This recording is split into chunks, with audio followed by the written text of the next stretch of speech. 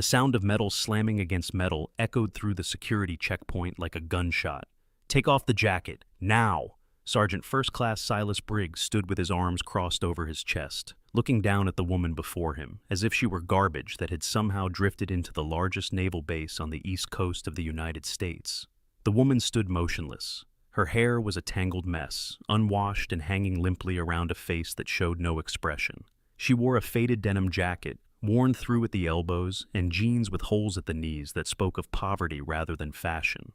No purse, no wallet, no identification of any kind, and not a single word of explanation. "I said take it off." Briggs stepped forward, his voice carrying across the entire security area with the authority of a man who had never once questioned his own power. "Or I'll have someone do it for you." 23 pairs of eyes turned toward them. Soldiers stopped mid-stride. Civilian contractors looked up from their paperwork.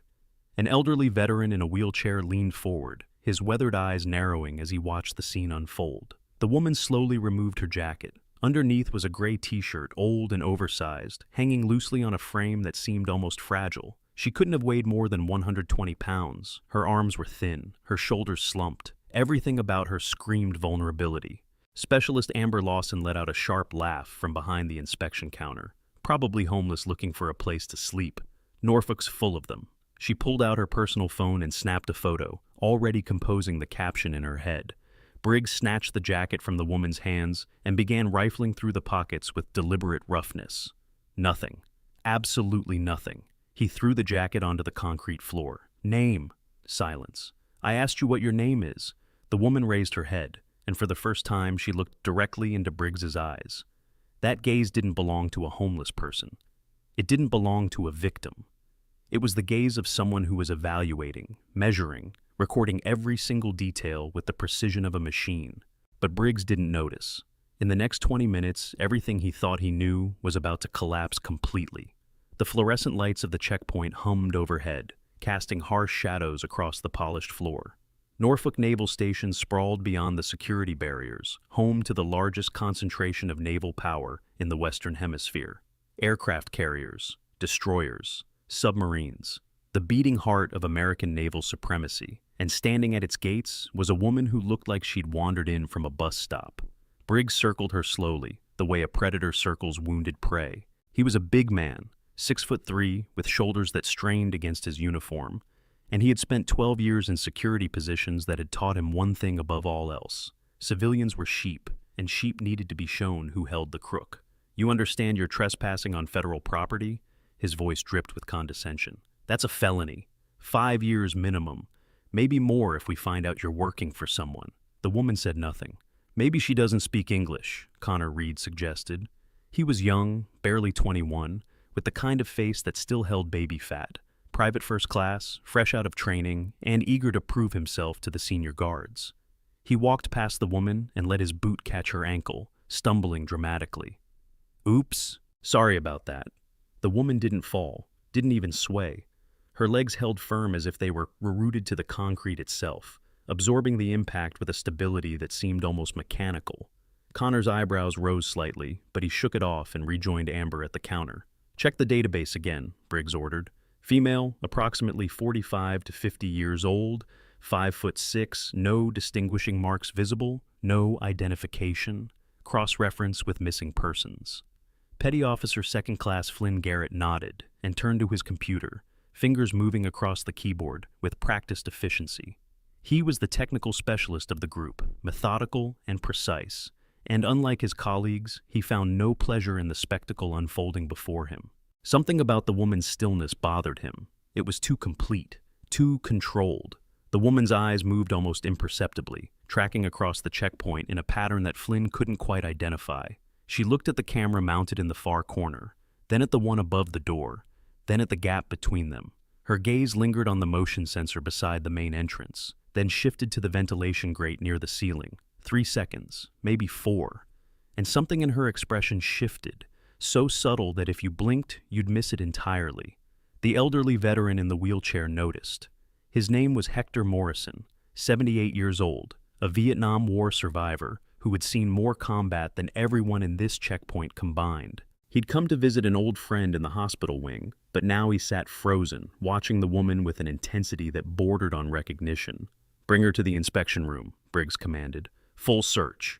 2 guards moved forward, but the woman spoke before they could touch her. "Inspection room, not here." Her voice was level, flat, completely devoid of emotion, but there was something beneath it, something that made Connor actually step backward without realizing he had moved. Briggs laughed. It was a cruel sound, designed to humiliate. "You think you get to make demands? Lady, you're about 3 seconds away from spending the night in a holding cell. Move." What Sergeant Briggs doesn't realize is that every word he's saying, every action he's taking, is being recorded. Not by cameras, by something far more dangerous. If you think you know where this story is heading, I promise you, you don't. Hit that subscribe button right now, because what happens next will completely change how you see this woman. And trust me, you don't want to miss the moment everything falls apart. The inspection room was small, barely 10 feet by 12, with concrete walls painted government gray and a single table bolted to the floor. A 2-way mirror dominated one wall, though no one was watching from the other side. The camera in the corner had a red light that should have been blinking, but wasn't. The woman noticed immediately. She stepped into the room and positioned herself in the far corner, her back to the wall, with a clear sight line to the door. It was the kind of positioning that Briggs had seen in training manuals, the kind that combat veterans did instinctively after years of having to watch their backs. But this woman was homeless, probably mentally ill, definitely not a threat. "Arms out," Amber commanded, pulling on a pair of latex gloves with an exaggerated snap. She'd followed them into the room, eager to be part of whatever was about to happen. "We're going to conduct a thorough search, for your safety and ours." The woman extended her arms. Amber started with the pockets of the jeans, finding nothing but lint. Then she moved to the waistband, the socks, the collar of the t-shirt. Her hands were rough, deliberately so, treating the woman's body like an object to be processed rather than a person to be respected. "What's this?" Amber's fingers closed around something beneath the gray fabric, a chain hidden under the shirt. She yanked it free, pulling out a thin silver necklace with a small metal pendant. The pendant was unusual, not quite round, not quite square. The surface had been worn smooth by years of handling, but faint markings were still visible if you looked closely, symbols that meant nothing to Amber's untrained eyes. "What is this? Some kind of good luck charm?" She held it up to the light, examining it with mock curiosity. "Looks like something you'd find in a cereal box." The woman's eyes followed the pendant, but her expression remained unchanged. "It's a challenge coin," a voice said from the doorway. Everyone turned. Master Chief Caleb Porter stood at the threshold, his weathered face unreadable. He was in his late 50s, with gray hair cropped close to his skull, and the kind of quiet authority that came from decades of service. He'd been walking past when something had made him stop, something he couldn't quite name. "Let me see that," he said, stepping into the room without asking permission. Amber hesitated, then handed it over. Porter turned the coin in his fingers, his brow furrowing as he studied the worn surface. The symbols were almost completely erased, but he could make out fragments. An eagle, a trident, numbers that might have been a date or might have been something else entirely. For just a moment, something flickered across his face. Recognition? Concern? It was gone before anyone could identify it. "Where did you get this?" he asked the woman, his voice softer than it had any right to be. She didn't answer. "Master Chief, this is a security matter," Briggs interrupted, his tone making it clear that Porter's presence was unwelcome. "We'll handle it from here." Porter's jaw tightened almost imperceptibly. He looked at the woman one more time, something unspoken passing between them, and then he stepped back. "Of course, Sergeant. Just making sure protocol is being followed." He placed the coin on the table and left, but not before glancing back over his shoulder.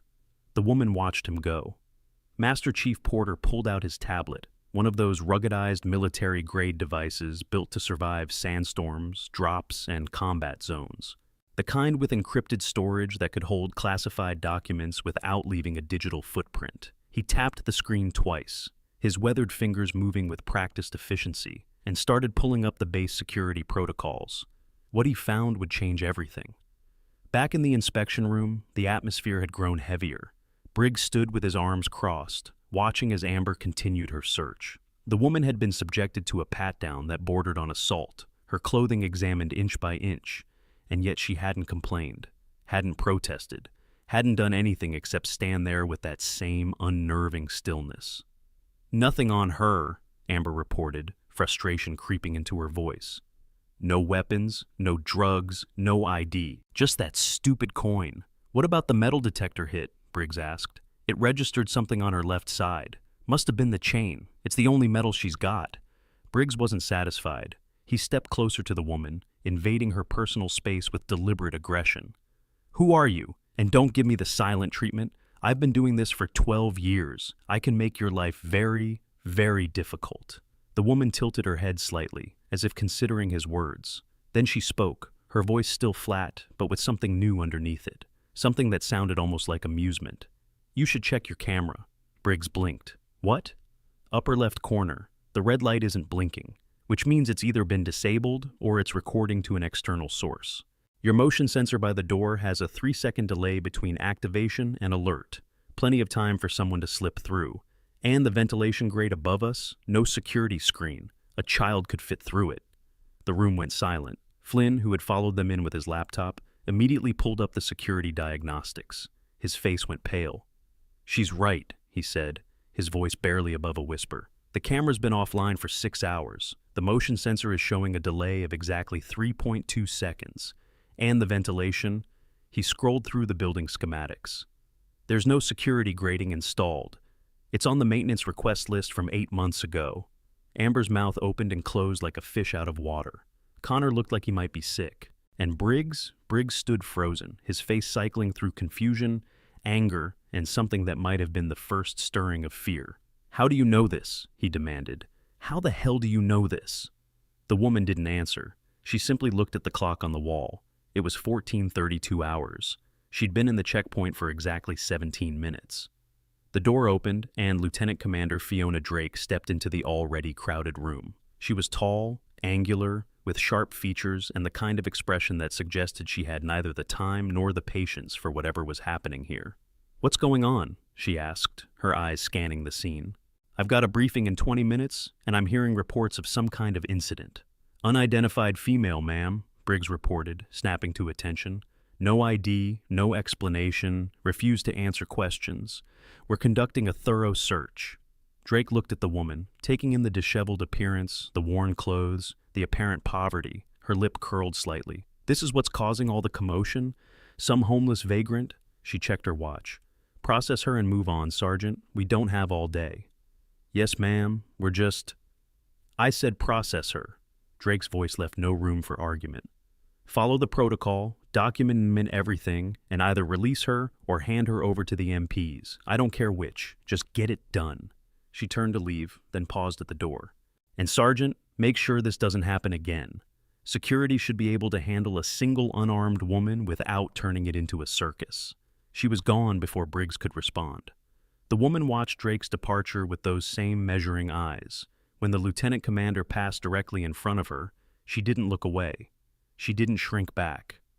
And for just a moment, so brief that no one else noticed, Drake hesitated. Her stride faltered by half a step, as if some primitive part of her brain had registered a threat that her conscious mind couldn't identify. Then she was out the door, heels clicking against the concrete floor. Outside the inspection room, a small crowd had gathered. Word had spread through the checkpoint like wildfire, and now soldiers and civilians alike were finding excuses to linger near the windows, hoping to catch a glimpse of whatever was happening inside.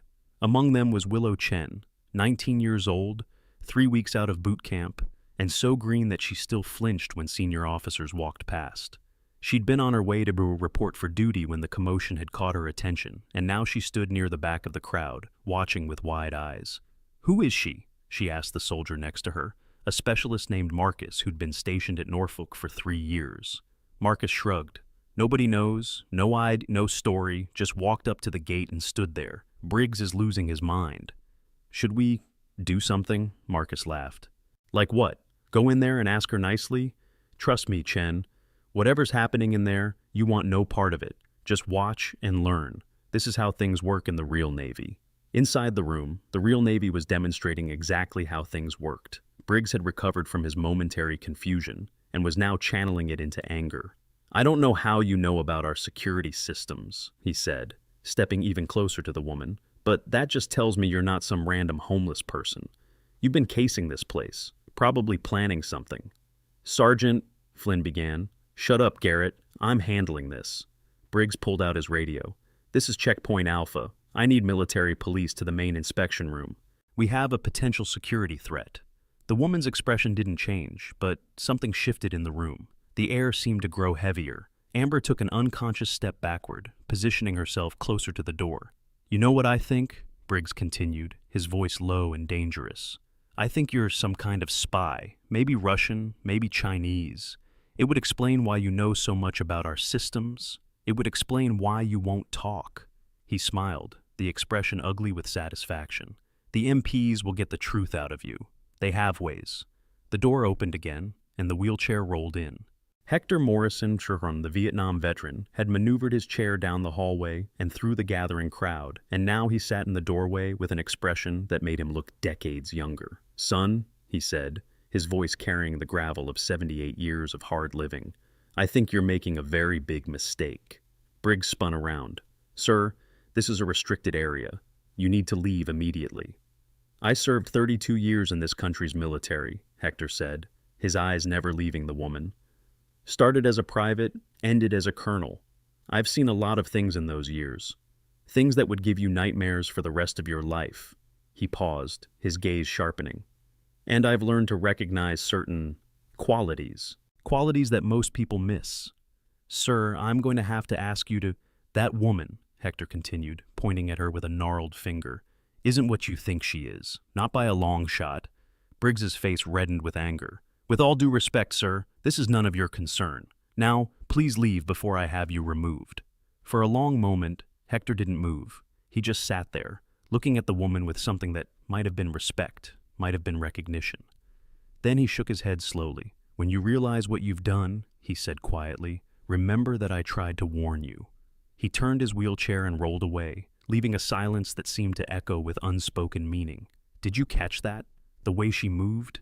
Something is very wrong here, or very right, depending on whose side you're on. Drop a comment below with your theory about who she really is. Subscribe if you haven't already, because the truth is about to start leaking through the cracks. The military police arrived at 14:47 hours. Sergeant Major Theo Grant and Corporal Isaac Webb, two men who looked like they'd been carved from the same block of granite. Grant was the senior officer, mid-50s with salt and pepper hair and a face that had seen too many court-martials to count. Webb was younger, quieter, with the watchful eyes of someone who'd learned that silence was often more useful than speech. Sergeant Briggs, Grant said, surveying the scene with professional detachment. Report. Unidentified female, Sergeant Major. No ID, no cooperation, possible security threat. She demonstrated detailed knowledge of our security systems. Camera placements, sensor delays, structural vulnerabilities. I believe she may have been conducting reconnaissance for a hostile party. Grant's eyes moved to the woman. She hadn't shifted position since entering the room, still standing in that corner, with her back to the wall, still watching everything with those dark, measuring eyes. Ma'am, Grant said, and the word came out differently than it had from Briggs, softer, almost respectful. Do you understand why you're being detained? The woman met his gaze. Something passed between them, a flicker of something that Webb caught, but Briggs missed entirely. Grant's posture changed, almost imperceptibly. His shoulders drew back, his chin lifted. Ma'am, he said again, is there anything you'd like to say before we proceed? The woman spoke, 3 words. Call Commander Hayes. The name landed like a bomb in the small room. Commander Solomon Hayes was the commanding officer of Naval Station Norfolk, the man who oversaw everything that happened within these gates, the man whose schedule was managed by 3 assistants and whose time was worth more than any of them would ever make in a lifetime. Amber laughed nervously. You can't just ask for the commander. Do you know who he is? I know exactly who he is, the woman said. It was the longest sentence she'd spoken since arriving. Drake, who had returned after receiving the MP notification, shook her head with barely concealed contempt. This is ridiculous. She's clearly delusional. Process her and be done with it. Ma'am, Grant said slowly, his eyes still fixed on the woman, you're asking me to contact the commanding officer of this base. That's not something I can do without justification. The woman didn't blink. You'll find the justification. I suggest you make the call. That's enough. Briggs stepped forward, handcuffs in his hand. Sergeant Major, with your permission, I'd like to restrain the suspect and... He reached for her wrist. What happened next took less than 2 seconds. The woman's body rotated, a controlled pivot that used Briggs's own momentum against him. Her arm moved in a precise arc, breaking his grip with a technique that Flynn would later identify from his martial arts training as a textbook joint manipulation. Briggs stumbled backward, off balance, and his hand shot out instinctively, grabbing at the only thing within reach. The woman's shirt, the fabric, already old and worn, tore from the shoulder down to the middle of her chest, and the room went completely still. The tear exposed her left shoulder and part of her upper chest. The skin there was pale, marked with old scars that told stories of violence survived. But it wasn't the scars that made everyone freeze. It was the tattoo. Above her heart, inked in black that had faded slightly with age but remained unmistakably clear, was an eagle clutching a trident in one talon and a pistol in the other. Below the eagle, an anchor, and beneath that, small but perfectly legible, the words that made Sergeant Major Grant's knees actually buckle. DevGru, 7 Naval Special Warfare Development Group. SEAL Team 7. The most elite special operations unit in the United States military. A unit so classified that its very existence was officially denied for decades. Nobody moved. Nobody breathed. Amber's phone slipped from her fingers and clattered against the floor. Connor Reed made a sound like a wounded animal. Flynn Garrett stared at his computer screen, where a classified search was returning results that made his blood run cold. And Master Chief Caleb Porter, who had been watching through the two-way mirror from the observation room next door, slowly raised his hand to his forehead. He saluted. The sound of footsteps echoed from the hallway. Heavy, purposeful, the kind of footsteps that made junior officers straighten their spines instinctively. Commander Solomon Hayes appeared in the doorway. He was a big man, imposing, with 35 years of service written in the lines of his face. He'd commanded destroyers, led task forces, survived 3 combat deployments. There were very few things in this world that could surprise him, but the woman in the torn shirt surprised him. His face cycled through emotions in rapid succession. Annoyance at being called away from his duties, confusion at the scene before him, recognition as his eyes found the tattoo, and then something that looked very much like terror. He snapped to attention. His hand came up in a salute so crisp that it seemed to slice the air. "Admiral Callahan, ma'am, I wasn't informed of your inspection." The woman, Admiral Ivory Callahan, Rear Admiral Lower Half, Deputy Commander of Naval Special Warfare Command, looked at him with those same measuring eyes. "That," she said quietly, "was the point, Commander." The temperature in the room seemed to drop 10 degrees.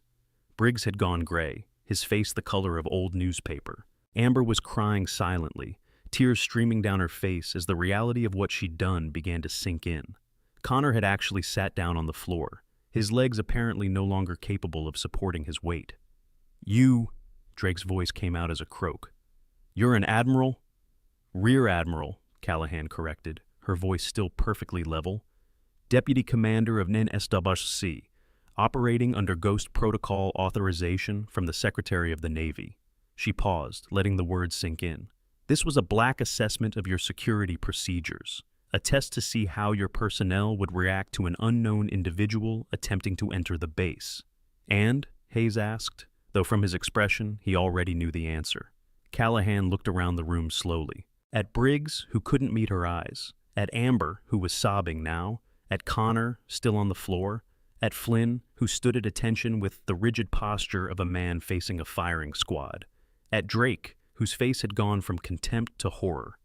"Failure," she said. "Complete and systematic failure." The word hung in the air like a death sentence.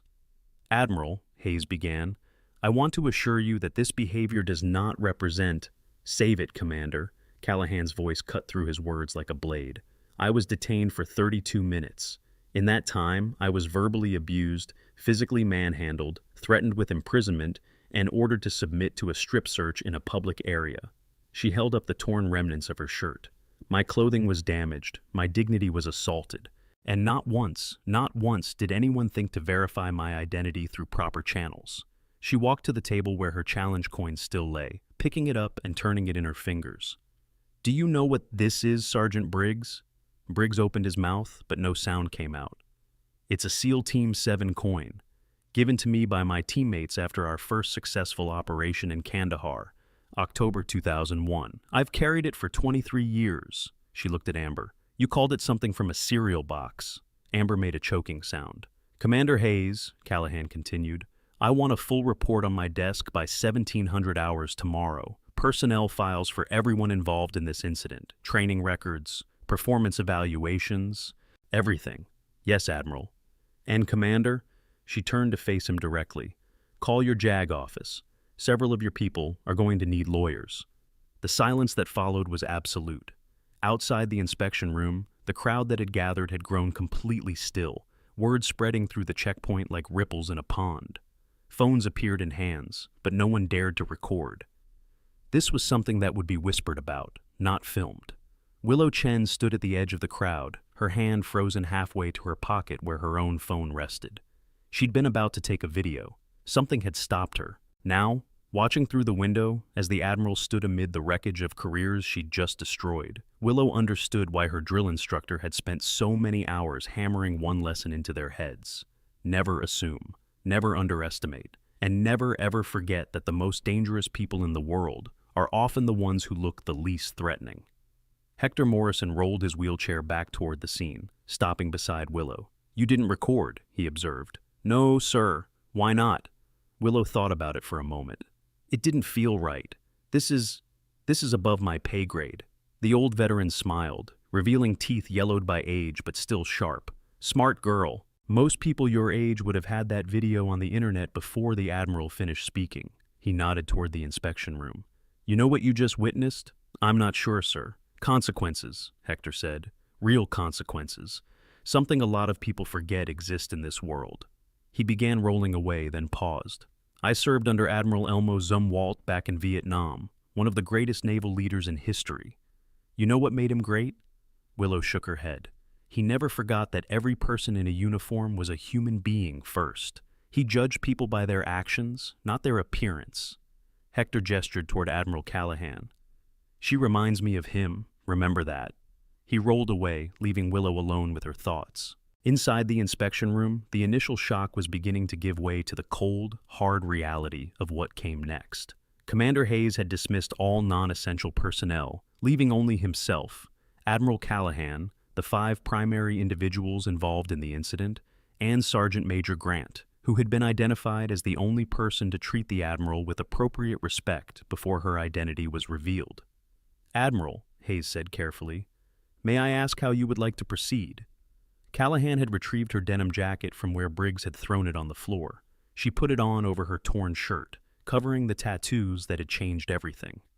"First," she said, "I want to review the security footage from this incident. All of it, of course. Second, I want to see the inspection records for this checkpoint going back 6 months. Include training logs, certification dates, and any previous incidents involving civilian detainees. I'll have it compiled within the hour. Third," she turned to face the 5 people whose lives she now held in her hands. "I wanted to speak with each of them individually, starting with Sergeant Briggs." Lieutenant Commander Drake thought about her career, 15 years of service, her military retirement fund, the veteran life insurance policy she'd just upgraded last month. Everything she'd worked for could vanish in a single moment of bad judgment. The specialized coverage for military families wasn't cheap, but looking at the woman in front of her now, Drake realized some decisions cost far more than money. The individual interviews took place in Hayes' office, 1 floor up from the checkpoint.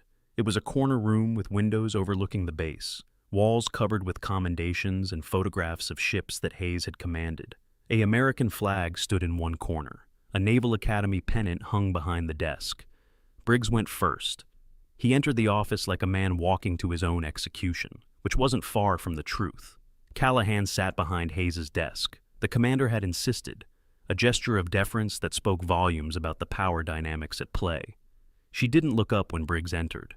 She was reading something on a tablet, her finger swiping slowly across the screen. "Sit down, Sergeant." Briggs sat. His hands were shaking. 12 years in security positions, Callahan said, still reading. "Promoted twice. Reprimanded once, in 2018, for excessive force during a detention. She looked up. That reprimand was removed from your record after you filed a grievance. Do you remember what you said in that grievance? Briggs's throat worked. I said that the force was justified given the threat level. The detainee was a 17-year-old dependent who'd forgotten her ID card. Callahan's voice was ice. She weighed 90 pounds. She was crying, and you threw her against a wall hard enough to leave bruises. The report? I've read the report. I've also read the original incident statement before it was modified by your supervisor. She set the tablet down. I'm going to ask you a question, Sergeant, and I want you to think very carefully before you answer.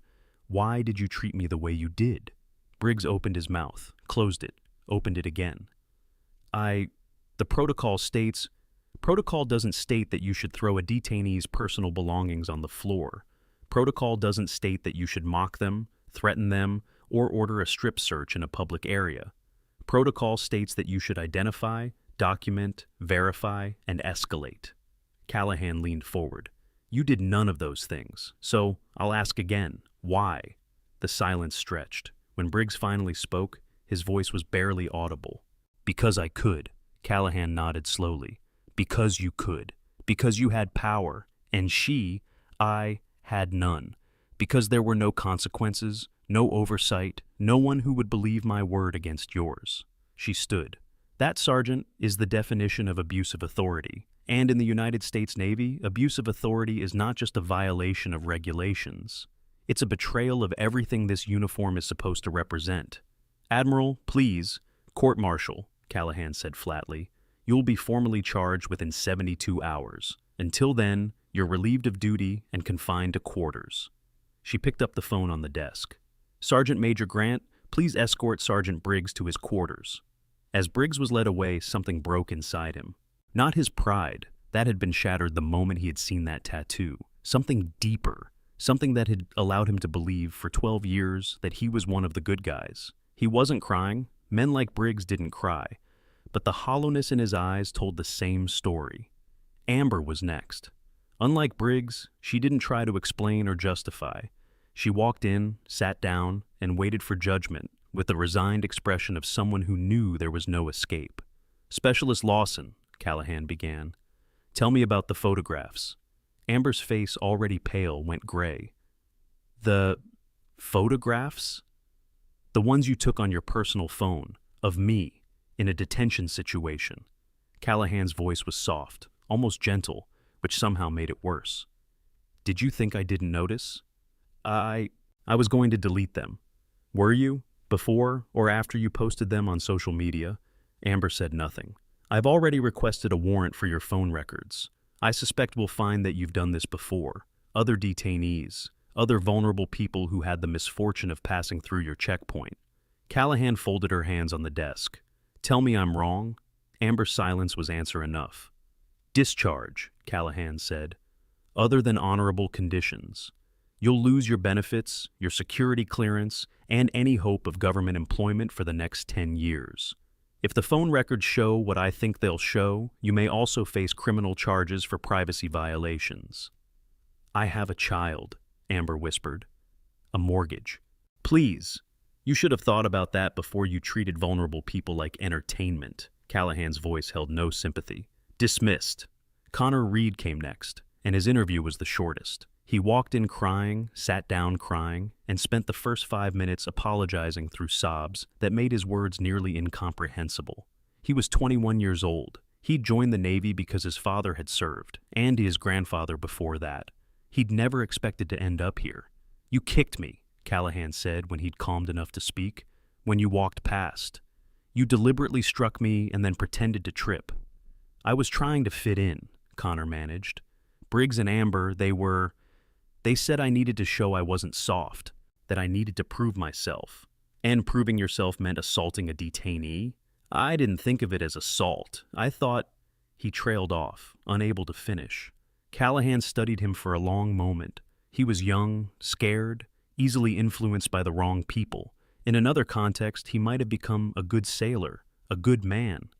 Private Reed, she said finally, you're going to be investigated. Depending on what that investigation finds, you may face administrative action or criminal charges. In the meantime, you're suspended from security duties. Yes, ma'am. But I'm going to tell you something that I want you to remember for the rest of your career. She leaned forward. Following orders doesn't mean following anyone's orders. It means following lawful orders from authorized personnel. What Briggs was doing wasn't lawful. What Amber was doing wasn't lawful. And when you went along with it, you became complicit in their misconduct. I understand, ma'am. Do you? Because the next time someone tells you to mistreat a detainee, I want you to remember this moment. Remember how it feels to sit across from the person you wronged and have no excuse that matters. Connor nodded, tears still streaming down his face. Dismissed. Flynn Garrett's interview took longer and went in a direction no one expected. He entered the office with his shoulders squared and his spine straight, the posture of a man who knew he was guilty but refused to show fear. Unlike the others, he didn't sit until Callahan gestured to the chair. "Petty Officer Garrett," she began, scanning his file on the tablet. "Interesting record, cryptologic technician, top scores in your class, certified in network security, digital forensics, and signals intelligence." She looked up. "You're overqualified for checkpoint duty." "I'm serving where I'm assigned, ma'am." "Why? With your qualifications, you could be working at NSA, CIA, any number of three-letter agencies that would kill for your skill set." She set the tablet down. "Instead, you're here, running a metal detector and entering data into a database." Flynn said nothing. "You were the only one who questioned the search," Callahan continued. "When Briggs ordered the strip search, you hesitated. When I described the security vulnerabilities, you verified them immediately, and your reaction told me you didn't know about them before." She tilted her head slightly. "Why?" "Permission to speak freely, ma'am?" "Granted." Flynn took a breath. "I requested checkpoint duty because I wanted to understand how security works at the ground level. Theoretical knowledge isn't enough. You need to see how systems actually function in practice, with human variables involved." He paused. "What happened today? I knew it was wrong. I should have done more to stop it." "Why didn't you?" "Because Briggs is my superior. Because Lieutenant Commander Drake authorized the search. Because the chain of command—" He stopped, shaking his head. "There's no excuse." "I should have spoken up. I didn't." Callahan studied him for a long moment. "You verified my information about the security vulnerabilities. How quickly?" 23 seconds, ma'am. And if that information had been wrong, if I'd been lying to create a distraction, I would have flagged it immediately and alerted the MPs. A ghost of something that might have been approval crossed Callahan's face. "Petty Officer Garrett, I'm going to recommend that you be reassigned to a position that better utilizes your capabilities. You'll receive a letter of counseling for your role in today's events, but no formal disciplinary action." Flynn blinked. "Ma'am? You made mistakes today, but you also demonstrated critical thinking under pressure, willingness to question assumptions, and, most importantly, the integrity to admit fault without deflection." She stood, signaling the interview was over. "The Navy needs more people like that. Don't make me regret this decision." "I won't, ma'am. Thank you." As Flynn left, something had shifted in his expression. Not relief exactly, something more like resolve. Fiona Drake was last. She entered Hayes's office with the rigid bearing of someone holding themselves together through sheer force of will. Her career wasn't just damaged, it was hanging by a thread, and she knew it. 15 years of service, promotions, commendations, all of it potentially erased by one afternoon of bad judgment. "Lieutenant Commander Drake," Callahan said, gesturing to the chair. Drake sat. "I've reviewed your record. Exemplary service, strong evaluations, leadership potential." Callahan paused. And yet," Drake repeated, her voice hollow, "you walked into that checkpoint, saw a woman being mistreated, and your first instinct was to accelerate the process rather than question it." Callahan's voice was cool, analytical. "Why?" Drake was silent for a long moment. When she spoke, her voice was barely above a whisper. "Because I was busy. Because she looked like nothing, like no one important." She swallowed hard. "Because I assumed." "You assumed." "Yes, ma'am." "And what have you learned today about assumptions?" Drake looked up, meeting Callahan's eyes for the first time. "That they can end careers, end lives. That when you're in a position of authority, Every assumption you make has consequences for people who can't fight back. Callahan nodded slowly. Lieutenant Commander, I'm not going to end your career today. Drake's breath caught. You're going to receive a letter of reprimand that will go into your permanent file. It will likely affect your chances for promotion. You may spend the rest of your career at this rank. Callahan leaned back. But you followed protocol. When you gave the order to proceed, you also instructed your personnel to do it correctly. That doesn't excuse your behavior, but it demonstrates that somewhere beneath the assumptions, there's an officer who understands the rules. Thank you, Admiral. Don't thank me. I'm not doing you a favor. Callahan's voice sharpened. I'm giving you a second chance because I believe you can learn from this. Prove me wrong, and that letter of reprimand will be the least of your worries. I understand, ma'am. Do you? Callahan stood, walking to the window. Outside, the sun was beginning to set over Norfolk, painting the base in shades of orange and gold.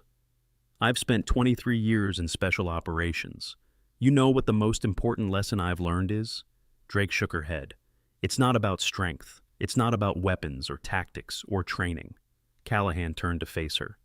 It's about never, ever forgetting that every single person you encounter, whether they're wearing a uniform or not, whether they have credentials or not, is a human being first. The moment you start seeing people as categories instead of individuals, you've already lost. Drake sat in silence, absorbing the words.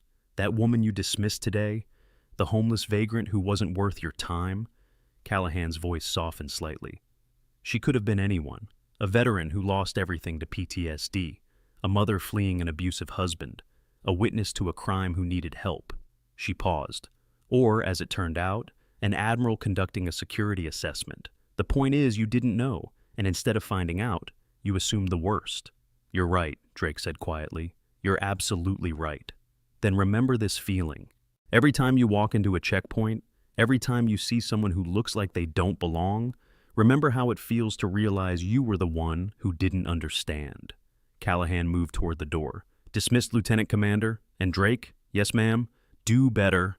The door closed behind Drake, leaving Admiral Callahan alone in Commander Hayes' office. The sun had nearly set now, casting long shadows across the room. She stood at the window, looking out at the base that sprawled beneath her, the ships, the buildings, the thousands of personnel who had no idea what had happened today. Behind her, the door opened. Master Chief Caleb Porter entered, carrying 2 cups of coffee. Thought you might need this, Admiral, he said, setting 1 cup on the desk. Callahan turned. You recognized me. It wasn't a question. Porter nodded slowly. Not at first. But when I saw the coin, I served with a SEAL once, back in '07. He had a coin just like that. Same unit markings. He paused. He talked about a woman named Ghost. Said she was the best operator he'd ever worked with. Said if she ever showed up somewhere, looking like she didn't belong, you should run the other way or start praying.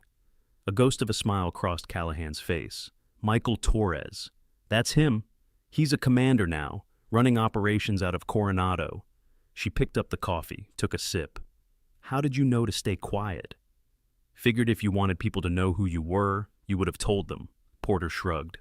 Also figured whatever you were doing was above my pay grade. Sometimes the best thing a sailor can do is follow his gut and keep his mouth shut. That's wisdom a lot of people never learn. Took me 30 years to figure it out. Porter hesitated. Admiral, permission to speak freely? Granted. What happens now? To the base, I mean. To the people who weren't involved but saw what happened. Callahan set down her coffee and moved back to the window. Word is going to spread. It already has. By tomorrow, everyone on this base will know that an admiral was strip-searched at the main gate. She turned to face Porter. And that's exactly what I want. Ma'am? This wasn't just about testing security, Master Chief. This was about sending a message to every guard who thinks they can abuse their authority because no one's watching. To every officer who assumes the worst about people who don't fit their expectations. To everyone who's forgotten that the uniform is supposed to represent something. Porter nodded slowly. And what happens when the next homeless person walks up to the gate? The next civilian with no ID? That's the question, isn't it? Callahan smiled, but there was no warmth in it. I can file reports, I can end careers, I can restructure protocols and mandate training, but I can't change culture, not by myself. That takes everyone, every sailor, every officer, every civilian contractor, making the choice to do better. And if they don't, then I'll be back. She picked up her jacket, shrugging it on over her ruined shirt. And next time, I won't announce myself at all. The base was quiet as Admiral Callahan made her way to the parking lot where a black SUV waited. The crowd that had gathered at the checkpoint had dispersed, but she could feel eyes on her from every direction, watching from windows, from doorways, from the shadows between buildings. By tomorrow, she knew, her face would be known. Her reputation would precede her. Good. Master Chief Porter walked beside her, silent and steady. When they reached the SUV, he opened the rear door and stood at attention. "Admiral, it's been an honor." "Master Chief?" Callahan paused before getting in. "That young woman, the recruit who didn't record the incident. What's her name?" "Chen, ma'am. Willow Chen, 3 weeks out of boot camp." "Find her? Tell her I'd like to see her service record." Porter's eyebrows rose slightly, but he didn't question. "Yes, ma'am." Callahan slid into the back seat. Porter closed the door and moved to the driver's position. She'd requested him specifically, wanting someone she could trust for the ride back. As the SUV pulled away from Norfolk Naval Station, Callahan watched the base shrink in the rearview mirror. The lights were coming on now, fluorescent and harsh, illuminating the buildings and the ships and the checkpoint where everything had happened.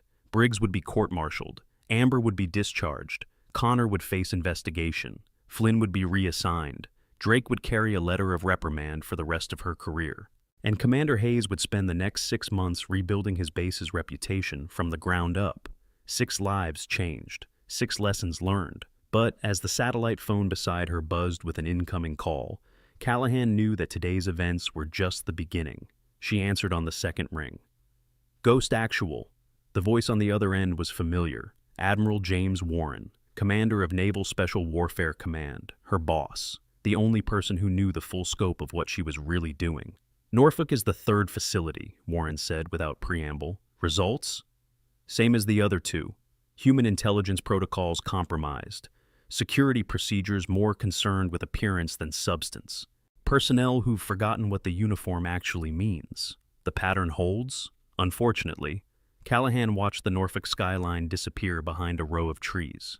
"But that's not what concerns me." "Explain."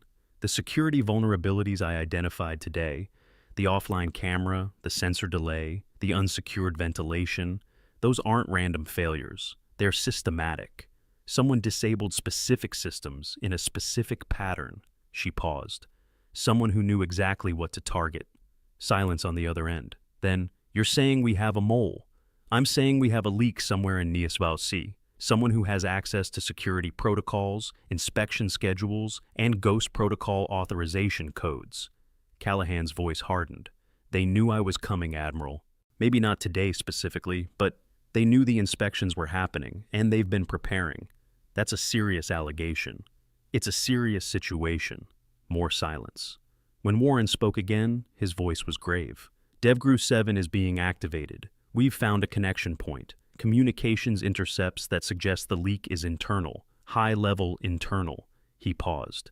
"They know about you, Ivory. They know about Ghost." Callahan's expression didn't change, but something shifted behind her eyes. "Who knows? We haven't identified them yet, but the intercepts are clear. They're tracking your movements, your assessments. They know you're getting close to something." "Then I'll get closer." "That's not why I'm telling you this." Warren's voice carried a warning. "I'm telling you because you need to be careful. Whoever these people are, they're not playing games. 3 facilities compromised in the same way. Coordinated security failures. That's not coincidence. That's infrastructure. They've built something, and you're threatening it." "Good." Callahan looked out the window at the darkening sky. "Then it's time to stop testing and start hunting." She ended the call and set the phone aside. Porter, who had been driving in silence, glanced at her in the rearview mirror. "Trouble, Admiral?" "Always, Master Chief." She met his eyes in the reflection. "But that's what we're here for." The SUV continued down the highway, carrying Admiral Ivory Callahan away from Norfolk and toward whatever came next.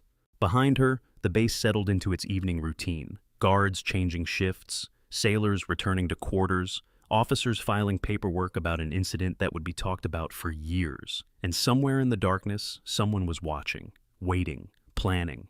The hunt was just beginning. But that's a story for another time. We're about to cross a point of no return. Everything you've seen so far has been building to what comes next. If you're watching without subscribing, now's the time, because in the next few minutes, this whole story explodes. Briggs would need a lawyer, a good one, the kind that specialized in military tribunal defense, JAG proceedings, and court-martial cases. There were online courses now, legal preparedness training for service members facing disciplinary action. He'd laughed at those ads before. He wasn't laughing anymore. Some lessons you learn too late. Now you understand why they call her Ghost. But this story isn't over. There's another video that shows what happened next. The investigation, the classified files, the secrets that never made it to the news. Links in the description. The morning after the incident dawned gray and cold over Norfolk Naval Station. The kind of December morning that made bones ache and breath visible. But the chill in the air was nothing compared to the frost that had settled over the base's administrative offices. Commander Solomon Hayes hadn't slept. He'd spent the night in his office, reviewing security footage, compiling reports, and making phone calls that he'd hoped he would never have to make. The coffee on his desk had gone cold hours ago, but he kept drinking it anyway, the bitter taste matching his mood. At 0600 hours, his phone rang. Fleet Forces Command. "Commander Hayes," the voice on the other end said, "Admiral Richardson wants a full briefing by 0900. In person. Bring everything." The line went dead before Hayes could respond. He set down the phone and looked out his window at the base awakening below. Sailors moving between buildings, their breath fogging in the cold air. Ships sitting at dock, their hulls gleaming with morning frost. Everything looked normal. Everything looked exactly as it had yesterday morning, before a woman in a torn denim jacket had walked through his gate and destroyed careers with nothing more than patience and a tattoo. But nothing was normal, nothing would be normal for a very long time. The holding area where Briggs had been confined overnight was a small room in the security building, furnished with a cot, a toilet, and a single chair. It wasn't technically a cell, he hadn't been formally charged yet, but the locked door and the guard outside told a different story. Briggs sat on the cot, staring at his hands. They were big hands, capable hands, hands that had held weapons and written reports and grabbed a woman's wrist hard enough to tear her shirt. He kept seeing that moment in his mind, playing on an endless loop. The fabric ripping, the tattoo appearing, the world collapsing. He'd called his wife at midnight after the MPs had escorted him here. She'd cried, asked what was going to happen to them, to their mortgage, to their son's college fund. He hadn't had answers. He still didn't. The door opened and a JAG officer stepped in. Lieutenant Commander Sarah Mitchell, according to her nameplate. Young, sharp-eyed, with the kind of expression that suggested she'd seen this situation before and wasn't impressed. "Sergeant Briggs," she said, sitting in the chair across from him, "I've been assigned as your preliminary counsel. Before we proceed, I need to inform you of your rights under the Uniform Code of Military Justice." She began reading from a card, the words flowing over Briggs like water over stone. He heard them without processing them. Article 32, investigation, right to counsel, right to remain silent. "Do you understand these rights as I've explained them?" Briggs nodded slowly.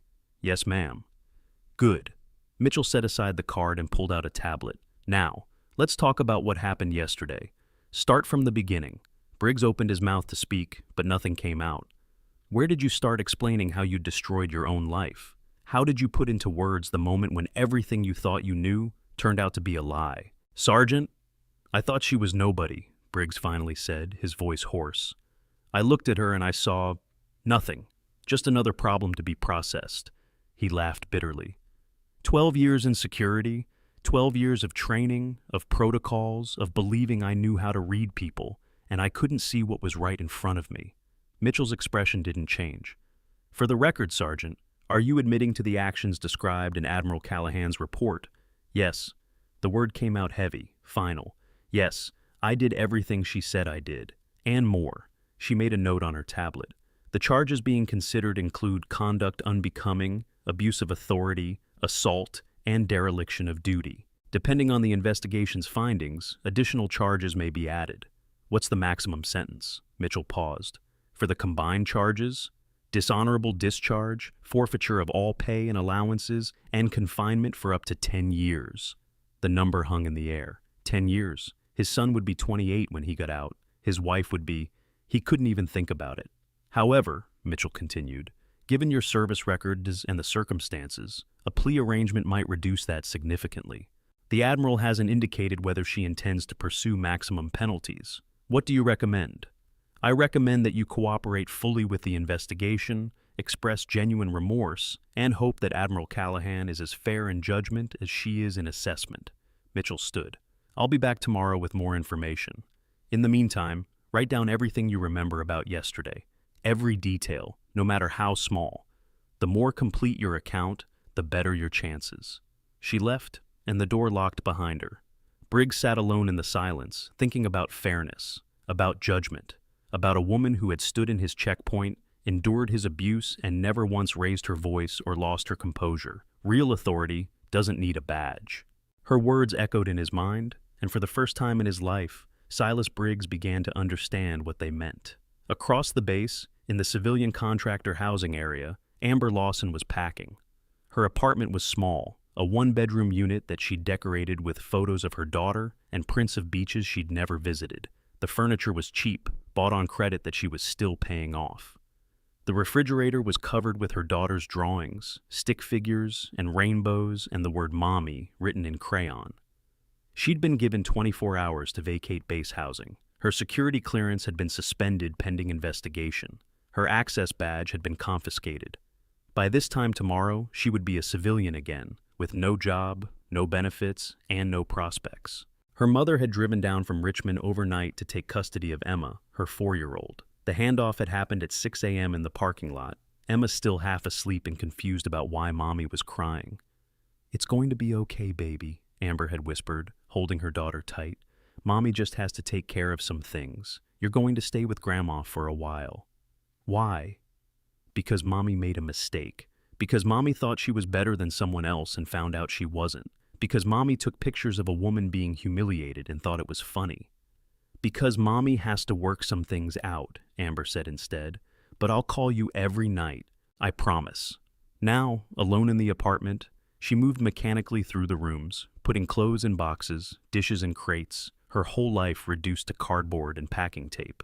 On the counter, her phone buzzed with messages. Friends asking what had happened, family demanding explanations, reporters somehow already sniffing around the story. She ignored them all. The phone she couldn't ignore was the one the investigators had taken. They'd found everything. Every photo she'd taken over the past 3 years. Every detainee she'd mocked. Every vulnerable person she'd turned into entertainment for her social media followers. 217 images, the JAG officer had told her. 217 violations of privacy, of dignity, of basic human decency. Other than honorable discharge was the best-case scenario now. Criminal charges were still on the table. Amber taped up another box and tried not to think about what her daughter would say when she was old enough to understand. Connor Reed had been released to his quarters with orders not to leave the building. Unlike Briggs, he hadn't been formally confined. His involvement was deemed secondary, his culpability less clear. But the investigation was ongoing, and until it concluded, his future remained uncertain. He sat on his bunk, staring at his phone. His father had called 6 times. His mother had called 8. He hadn't answered either. What would he say? "Dad, I kicked a rear admiral because I wanted my coworkers to think I was tough. Mom, I watched a woman get strip searched and didn't say a word because I was afraid of being called soft." His roommate, a petty officer named Torres, had been watching him for the past hour with a mixture of curiosity and contempt. "So it's true?" Torres finally asked. "You really assaulted an admiral?" Connor flinched. "I didn't know she was an admiral." "Does that matter?" The question hung in the air. Connor thought about it, really thought about it, for the first time since the incident. "No," he said quietly. "No, I guess it doesn't." Torres nodded slowly. "My grandfather was in the Navy, served 30 years, retired as a chief petty officer. You know what he told me when I enlisted?" Connor shook his head. He said, "The measure of a man isn't how he treats his equals. It's how he treats the people who can't fight back." Torres stood up and walked to the door. "You should think about that." He left, and Connor was alone with the silence and his shame. Lieutenant Commander Fiona Drake sat in her quarters, reading the letter of reprimand for the 5th time. The language was formal, clinical, the kind of bureaucratic prose that reduced human failure to bullet points and regulatory citations, failure to properly supervise, failure to intervene, failure to verify identity before authorizing enhanced security measures. Each failure was a nail in the coffin of her career. She'd worked so hard to get here. Academy graduate, top of her class in officer candidate school, early promotions, excellent evaluations, a trajectory that had seemed unstoppable. And now, because she'd been in a hurry, because she'd assumed, because she'd seen a homeless woman instead of a human being, all of it was in jeopardy. The letter would follow her forever. Every promotion board, every assignment, every opportunity would be filtered through this single afternoon of bad judgment. She might make commander someday, if she was lucky. But captain, admiral, those ranks were closed to her now, as surely as if the doors had been welded shut. Her phone buzzed. A message from her mentor, Captain Rodriguez, who'd guided her career since her first assignment. Heard what happened. Call me when you're ready to talk. Drake stared at the message for a long moment. Then she set the phone aside and picked up the letter again. I'm giving you a second chance because I believe you can learn from this. Admiral Callahan's words echoed in her mind. A second chance. Most people didn't get those. Most people who failed as spectacularly as she had found themselves quietly shuffled into dead-end assignments, their careers allowed to wither until they gave up and resigned. But the Admiral had seen something in her, something worth preserving, something worth another chance. Drake folded the letter carefully and placed it in her desk drawer. Then she picked up her phone and dialed Captain Rodriguez's number. It was time to figure out how to be better. The news spread through Norfolk Naval Station like fire through dry brush. By noon, everyone knew. An admiral had been strip-searched at the main gate.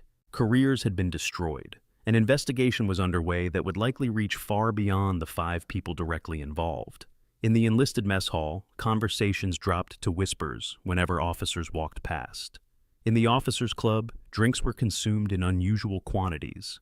In the security buildings across the base, guards who had never given a second thought to their checkpoint procedures suddenly found themselves reviewing protocols with desperate intensity. Admiral Callahan had wanted to send a message. The message had been received, but not everyone was afraid. In a small office in the administrative building, a man sat at his computer, scrolling through classified communications with an expression of controlled panic.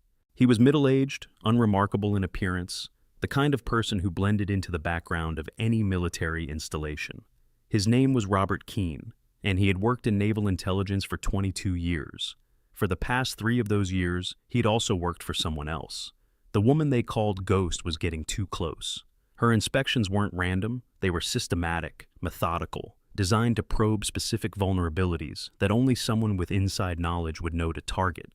The security gaps she'd identified at Norfolk weren't accidents. They'd been deliberately created, backdoors built into the system, for purposes that had nothing to do with national security. Keene pulled out a burner phone and typed a message. Ghost is hunting, Norfolk compromised. Recommend immediate protocol shift. The response came within minutes. Acknowledged, continue monitoring, package extraction scheduled. He deleted the messages and tucked the phone back into his pocket. Whatever happened next, he needed to stay calm, stay invisible, stay exactly who everyone thought he was. The hunt was on, but the hunter didn't know that the prey was already watching. Now you understand why they call her Ghost. But this story isn't over. There's another video that shows what happened next. The investigation, the classified files, the secrets that never made it to the news. Links in the description. The formal investigation began 3 days after the incident, led by a team from Naval Criminal Investigative Service that descended on Norfolk like a surgical strike force. They interviewed everyone who had been present at the checkpoint. They reviewed every second of security footage. They examined phone records, email logs, personnel files going back years. What they found was worse than anyone had expected. The security vulnerabilities that Admiral Callahan had identified weren't isolated failures. They were part of a pattern that stretched across multiple facilities, multiple years, multiple commands. Someone had been systematically compromising naval security infrastructure, creating gaps that could be exploited by anyone who knew where to look. And someone clearly did. Commander Hayes received the preliminary report on a Wednesday morning, and by Wednesday afternoon, he'd aged 10 years. How is this possible? He asked the NCIS lead investigator, Special Agent Diana Reeves. A woman whose expression suggested she'd seen things that would give most people nightmares. How could this happen under our noses? That's what we're trying to determine, sir. Reeves spread a series of documents across Hayes's desk. The disabled camera in the inspection room, it was taken offline by someone with administrative access to the security network. The motion sensor delay, introduced through a firmware update that was approved through normal channels. The missing ventilation grating, the maintenance request was filed, approved, and then quietly deleted from the system. You're saying this was deliberate. I'm saying this was sophisticated. Someone with intimate knowledge of your security systems has been making them weaker for at least 18 months. Reeves paused. Admiral Callahan's assessment didn't just expose poor procedures, it exposed sabotage. Hayes sat heavily in his chair. Do we know who? Not yet, but we're working on it. Reeves gathered her documents. In the meantime, Commander, I'd recommend increasing security on all sensitive areas. Whoever did this knew they'd be discovered eventually. They may have other plans in place. Other plans? If I'd spent 18 months building back doors into a naval facility, Reeves said, I'd want to use them before someone closed them. Wouldn't you? She left, and Hayes immediately picked up his phone. He had calls to make. Lots of calls. The court-martial proceedings against Sergeant First Class Silas Briggs began 2 weeks after the incident, faster than anyone had expected. Admiral Callahan had pushed for expedited handling, arguing that the base needed closure and the personnel needed to see that misconduct had consequences. The hearing was held in the base's legal building, a stark room with fluorescent lights and the kind of institutional furniture that seemed designed to crush hope. Briggs sat at the defense table in his dress uniform, medals that he had earned over 12 years of service gleaming on his chest. His attorney, a civilian lawyer his wife had hired by mortgaging their house, sat beside him with a thick folder of documents. Admiral Callahan was present, seated in the gallery in her own dress uniform. She had refused to testify remotely, insisting on being there in person. If I'm going to end a man's career, she'd said, I should at least have the decency to look him in the eye while I do it. The charges were read. The evidence was presented. Security footage showed Briggs throwing the woman's jacket on the floor, invading her personal space, grabbing her wrist. Audio captured his threats, his mockery, his absolute certainty that he was dealing with someone who didn't matter. The defense argued mitigating circumstances. Briggs had been following what he believed to be established practice. He'd never received training on how to handle unidentified civilians who demonstrated unusual knowledge of security systems. He'd been operating under stress, understaffed, concerned about potential threats. None of it mattered.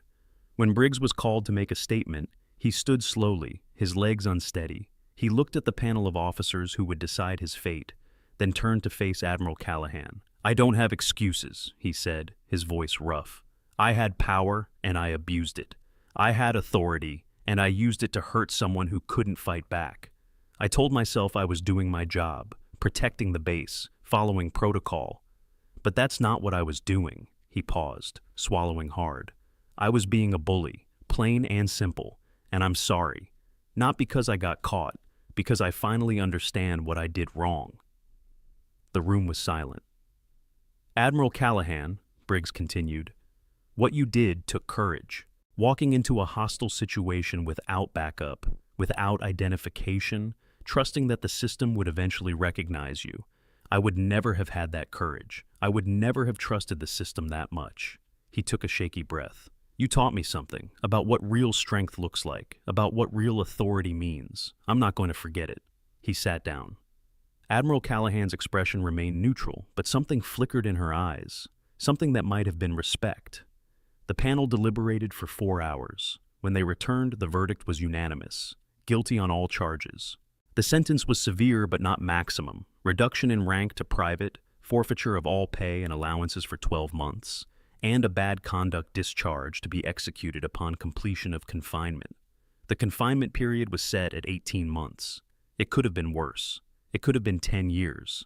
But as Briggs was led away by the MPs, his uniform already missing the stripes he'd worn for a decade, worse and less worse seemed like distinctions without difference. His career was over. His life, as he'd known it, was over. And somewhere in the back of his mind, a small voice whispered that maybe, just maybe, that wasn't entirely a bad thing. Amber Lawson's discharge processing was completed without ceremony. One moment she was a specialist in the United States Navy. The next, she was a civilian with a DD-214 that might as well have been stamped with the word failure in red letters. The criminal charges had been dropped, ultimately.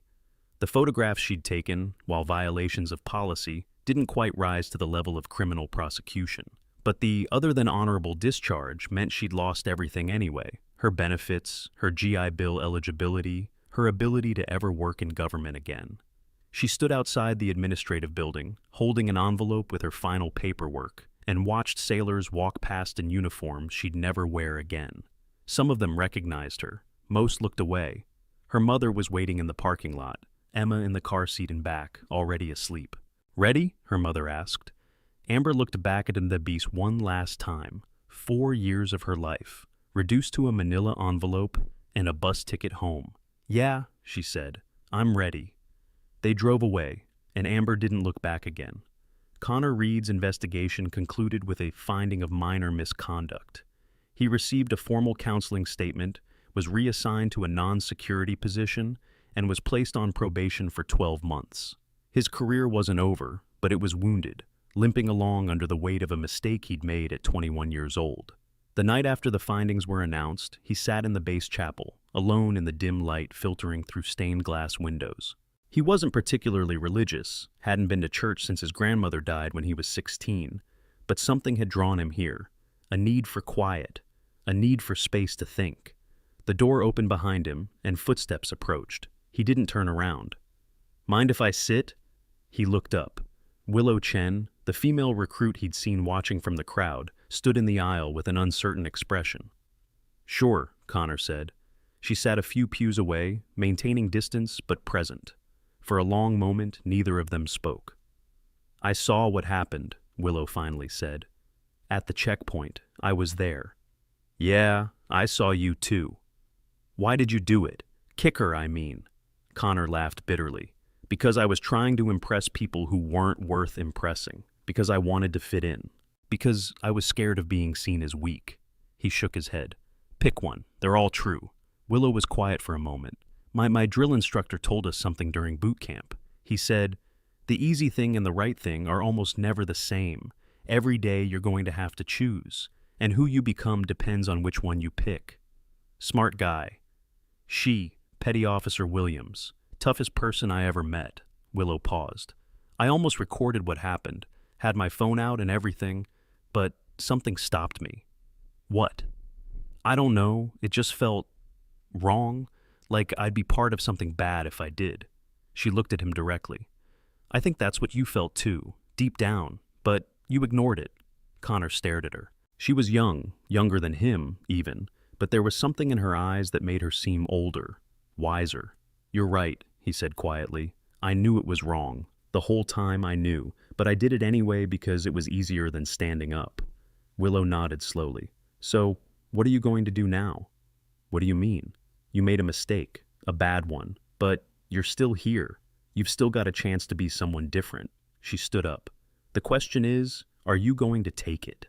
She walked away, leaving Connor alone with the silence and the fading light.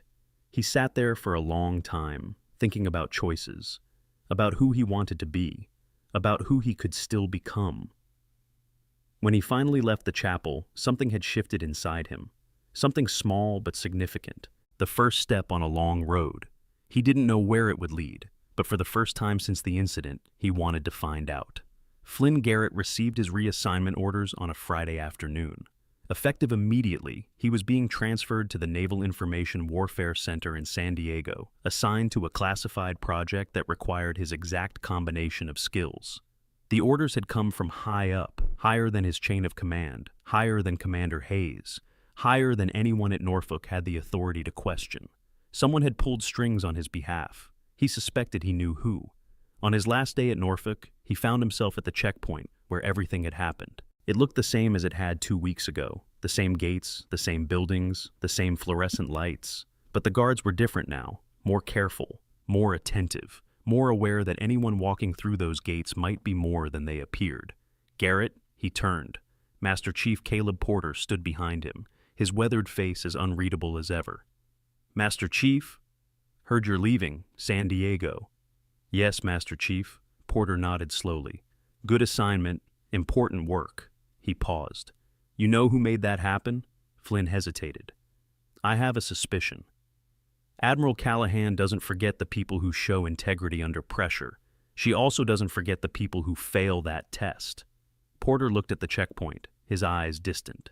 I've seen a lot of careers end in that building. Some deserved it, some didn't.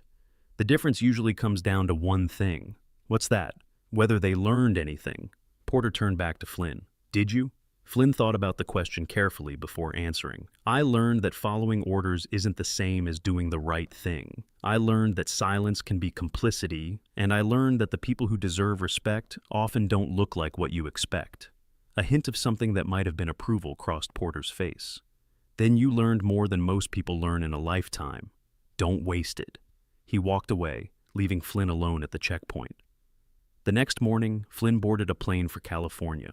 His new life waited on the other side of the country, full of challenges and opportunities he couldn't yet imagine. But he carried Norfolk with him. The lessons, the failures, the moment when he'd watched an admiral being humiliated and hadn't done enough to stop it. He'd do better next time. He'd have to. Admiral Ivory Callahan stood at the window of her office at Naval Special Warfare Command headquarters in Coronado, California, watching the Pacific Ocean stretch toward the horizon. 2 weeks had passed since Norfolk. 2 weeks of briefings, reports, investigations, and the quiet work of hunting a shadow that seemed to be everywhere and nowhere at once. The phone on her desk buzzed. Admiral, your 3 o'clock is here. Send her in. The door opened and a young woman entered. 19 years old, 3 weeks out of boot camp when the incident had happened. Now 5 weeks in and already catching the attention of people who mattered. Willow Chen stood at attention, her uniform crisp, her eyes uncertain. At ease, Callahan said. Sit down. Willow sat, perching on the edge of the chair as if ready to spring up at any moment. Do you know why you're here? No, ma'am. My orders just said to report to this office. Callahan turned from the window and studied the young woman. There was something there, a quality that couldn't be taught, couldn't be trained, could only be recognized when it appeared. I've been reviewing your file, Seaman Chen. Top scores in basic training, excellent evaluations, strong aptitude test results, particularly in pattern recognition and analytical thinking. She paused. You were present at the Norfolk checkpoint incident. Willow's expression flickered. Yes, ma'am. You had your phone out. You were about to record what was happening, but you stopped. Callahan sat down across from her. Why? Willow hesitated. It didn't feel right, ma'am. Recording something like that, turning someone's humiliation into content. Even if that person turned out to be... She stopped, flushing. An admiral in disguise? Yes, ma'am. Callahan nodded slowly. Most people in your position would have recorded, would have shared it online before the MPs even arrived, would have seen it as entertainment rather than what it was, a violation of human dignity. She leaned forward. Why were you different? Willow thought about the question for a long moment. My grandmother raised me, ma'am, after my parents died. She was a refugee from Vietnam, came over in 1975 with nothing, spent years being treated like she was less than human because of how she looked, how she talked, where she came from. She paused. She taught me that how you treat people when no one important is watching is who you really are, and I didn't want to be the kind of person who turns someone's bad day into a joke. The room was silent. Seaman Chen, Callahan said finally, I'm going to make you an offer. It's unusual, possibly unprecedented, and you're free to decline it without any negative consequences to your career. Willow's eyes widened. Ma'am? I run a special assessment program. Small team, classified work, operating in environments where conventional approaches don't work. We look for people with specific qualities, integrity under pressure, independent judgment, the ability to see what others miss. Callahan paused. I think you have those qualities. I'm just a seaman, ma'am. 3 weeks, 5 weeks, out of basic. You're someone who made the right choice when everyone around her was making the wrong one. That's rarer than you might think. Callahan stood. Think about it. You have 48 hours to decide. If you're interested, report to Building 7 on Monday morning at 0600. If not, return to your regular duties and forget this conversation ever happened. Willow stood slowly, her mind racing. "Can I ask one question, ma'am?" "Go ahead." "The program you're talking about, what exactly would I be doing?" A ghost of a smile crossed Callahan's face. "Learning, watching, developing skills that most people don't know exist." She walked to the door and opened it. "And hopefully, becoming the kind of person who makes the Navy better, just by being part of it." Willow walked out in a daze. The door closed behind her, and she stood in the hallway, trying to process what had just happened. 48 hours. A choice that would change everything. She'd already made her decision. The investigation into the Norfolk security breaches continued for 3 months. NCIS agents traced the compromised systems through layers of false trails, dead ends, and deliberately misleading evidence. What they found painted a picture of a conspiracy that reached far beyond a single naval base. 7 facilities had been compromised. 17 individual security systems had been deliberately weakened. Someone had been building infrastructure for something, extraction, infiltration, or worse, and they'd been doing it for years. The breakthrough came in February, when a routine financial audit flagged an anomaly in the accounts of a mid-level intelligence officer named Robert Keene. Small payments, carefully hidden, tracing back to shell companies with connections to foreign intelligence services. Keene was arrested on a Tuesday morning, walking to his car in the parking lot of the Norfolk Administrative Building. He didn't resist. He didn't seem surprised. "You're too late," he said as the agents cuffed him. "The package is already gone." He wouldn't say what the package was, wouldn't say who he was working for, wouldn't say anything at all, actually, once his lawyer arrived. But Admiral Callahan had a theory. He wasn't the source, she told Admiral Warren during a secure video conference. He was a relay, passing information up and receiving instructions down. Whoever's really running this operation is still out there. Agreed. We've tracked communications from Keene's burner phone to at least 4 other devices, all of which have since been destroyed. Someone cleaned house the moment he was arrested. They knew we were coming. They always seemed to. Warren's face was grim. DevGru 7 has been fully activated. We're treating this as a Tier 1 threat. Whatever they were building at those facilities, it wasn't for small purposes. Callahan thought about the security gaps she'd identified at Norfolk. The camera blind spots, the sensor delays, the unsecured access points. Any one of them could have been used to infiltrate the base, extract personnel, or plant devices that wouldn't be detected until it was too late. "We need to find out what was taken," she said. "What the package was. We're working on it." "But Callahan," Warren's voice dropped, "they know about you now. Your cover protocols, your assessment methods, your connection to DevGru. Keene had files on you dating back 3 years. I know. You should consider stepping back. Let someone else take point on this." Callahan shook her head slowly. "They have been watching me for 3 years, Admiral. They have had every opportunity to eliminate me, and they haven't. That tells me something." "What?" "That they don't want me dead. They want me distracted, chasing shadows while they complete whatever they're really planning." She leaned forward. "I'm not going to give them that satisfaction." Warren studied her for a long moment. "You always were stubborn." "I prefer persistent." A hint of a smile crossed his face. "Very well, but Callahan, be careful. Whatever this is, it's bigger than Norfolk, bigger than any of us realized." "I know." She reached for the button to end the call. "That's what makes it worth hunting." The screen went dark, and Admiral Ivory Callahan sat alone in her office, thinking about shadows and hunters and the long game that was only beginning. Somewhere out there, an enemy was watching, planning, waiting for the right moment to strike. But Ghost was watching too, and she was very, very patient. 6 months later, the ceremony was held on the deck of the USS Gerald R. Ford, the newest and most advanced aircraft carrier in the United States Navy.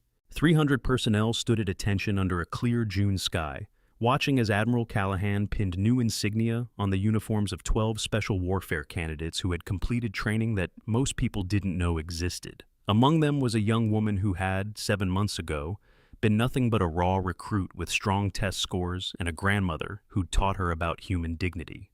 Willow Chen stood at attention as the Admiral approached, her face expressionless but her eyes shining with quiet pride. "Petty Officer Chen," Callahan said, pinning the new rank insignia to her collar, "you've demonstrated exceptional capability, integrity, and judgment during your training period. It is my honor to welcome you to the Naval Special Assessment Program. Thank you, ma'am. Callahan paused, lowering her voice so only Willow could hear. Your grandmother would be proud. Willow's composure cracked, just for a moment. A smile flickered across her face before discipline reasserted itself. I hope so, ma'am. Callahan moved on to the next candidate, but something had passed between them. A recognition, an understanding. The future was uncertain. The enemy was still out there, still planning, still waiting. But the Navy had people like Willow Chen now, people who chose right when everyone else chose easy, people who saw human beings instead of categories, people who might, someday, be ready to carry the torch when the old guard finally stepped aside. After the ceremony, as the crowd dispersed and the deck emptied, Callahan stood at the railing, looking out at the ocean that stretched endlessly toward the horizon. Master Chief Porter appeared beside her, 2 cups of coffee in hand. He offered one without speaking. Thank you, Master Chief. Ma'am. They stood in comfortable silence, watching the waves and the seagulls and the vast blue expanse that had been the Navy's domain for centuries. Do you think it matters? Porter finally asked. What we did at Norfolk, the careers we ended, the lessons we taught. Do you think any of it actually changes anything? Callahan considered the question carefully. I used to believe that one person couldn't change a system. That culture was too big, too entrenched, too resistant to individual action. She took a sip of coffee. I was wrong. Ma'am? One person can't change everything, but one person can change one thing. And if enough people change enough things, she shrugged. Eventually, the whole picture shifts. Porter nodded slowly. The young ones, Chen and her class, they're different than we were at their age. Better? More aware, maybe. More conscious of the weight of the uniform. He paused. They've seen what happens when people forget that weight. They won't make the same mistakes. No, Callahan agreed. They'll make new ones, different ones. That's how progress works. You solve the old problems and discover new ones waiting underneath. Sounds exhausting. A rare smile crossed Callahan's face. It is, but it's also the only thing worth doing. Her satellite phone buzzed. She checked the screen, and her expression shifted subtly. Not alarm, not surprise, but recognition. The hunt was still on. The shadows were still moving. Duty calls, Master Chief. Always does, Admiral. She walked away across the deck, her footsteps firm and purposeful, already focused on whatever came next. Master Chief Porter watched her go, then turned back to the ocean. Somewhere out there, storms were brewing. Enemies were planning. The world was full of people who wanted to tear down everything the uniform represented. But it was also full of people like Admiral Callahan, like Willow Chen, like the thousands of sailors and officers who put on the uniform every day and tried, however imperfectly, to live up to what it meant. That had to count for something. Porter finished his coffee and headed below deck. There was work to do, always work to do, and he had long since learned that the only way through was forward. The hunt continued, the story continued, and somewhere in the darkness, Ghost was still watching. The phone call that would change everything came at 03:17 on a Thursday morning. Admiral Callahan was asleep in her quarters on the Coronado base when the secure line rang. She was awake and answering within 3 seconds, a habit from decades of midnight alerts, emergency deployments, and conversations that couldn't wait for daylight. Ghost, actual. Admiral. The voice belonged to Admiral Warren, and something in his tone made Callahan sit up straighter. We found the package. Where? That's the problem. Warren paused. It's not a thing. It's a person. One of ours. Someone extracted from Norfolk 3 days before your assessment. Callahan's blood went cold. Who? Lieutenant Commander David Park, intelligence officer. He was reported UA, unauthorized absence, and everyone assumed he'd gone AWOL over personal issues. Turns out he was taken. Keene's network grabbed him and shipped him overseas before anyone realized what was happening. Is he alive? Unknown. But we've intercepted communications suggesting he's being held somewhere in Eastern Europe. They want something from him, something he knows that we didn't realize he knew. Callahan was already out of bed, pulling on clothes. What did he have access to? That's what we're trying to determine. But, Admiral, Warren's voice dropped. His specialty was penetration analysis, identifying weaknesses in enemy systems, finding ways in that no one else could see. You're saying he knew how to break into things. I'm saying he might know how to break into everything, including our things. If the wrong people get that knowledge out of him, I understand. Callahan was dressed now, moving toward her office. What do you need from me? DevGru 7 is being briefed as we speak. You're the mission commander. Wheels up in 4 hours. She stopped walking. Admiral, with respect, I'm a flag officer. I don't go on field operations anymore. You do now. This comes from the secretary himself. Park knows you. You served together in '09. If anyone can get him out in one piece, psychologically stable enough to be useful, it's you. Callahan closed her eyes. 23 years of service. Countless operations, countless missions, countless moments when everything hinged on decisions made in fractions of seconds. She'd thought those days were behind her. Apparently not. 4 hours, she said. I'll be ready. She ended the call and stood in the darkness of her quarters, thinking about Lieutenant Commander David Park, about the knowledge locked in his head, about the enemies who wanted to extract it. The hunt had just become a rescue mission, and Ghost was going back into the field. As she gathered her equipment and prepared for the operation ahead, Admiral Callahan allowed herself one moment of reflection. The past 7 months had been building to this. The inspections, the investigations, the slow unraveling of a conspiracy that reached deeper than anyone had imagined. Norfolk had been the beginning, the visible tip of an iceberg that descended into darkness. Now she was going to find out how deep it went. Her last act before leaving was to send a message to Willow Chen, newly promoted and newly assigned to a position that would keep her informed of developments. Watch everything, trust no one, and remember, real authority doesn't need a badge. 3 hours and 47 minutes later, Admiral Ivory Callahan boarded a military transport aircraft bound for a location that didn't officially exist, to rescue a man who wasn't officially missing from enemies who weren't officially identified. The hunt was evolving, the story was far from over, and Ghost was just getting started.